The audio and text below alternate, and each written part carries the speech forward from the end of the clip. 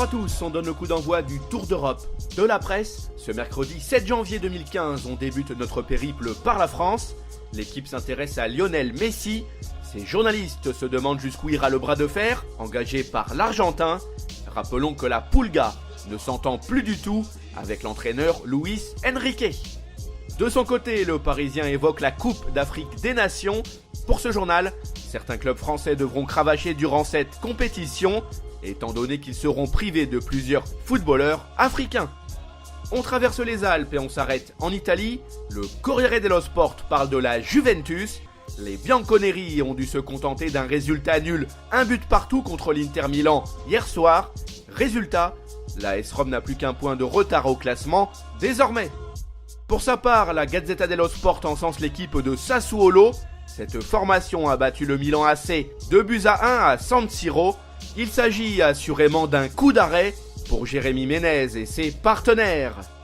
Cap vers l'Espagne, le quotidien AS évoque le choc entre l'Atlético Madrid et le Real en 8e de finale aller de la Coupe du Roi.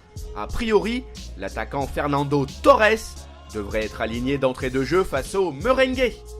Sport quant à lui met l'accent sur le fait que Luis Enrique et Lionel Messi ne se sont toujours pas reparlés. La relation entre les deux hommes est fortement dégradée. Une réunion au sein du vestiaire pourrait être organisée afin de mettre un terme à cette guerre des nerfs qui fragilise le club catalan. On boucle la boucle par l'Angleterre.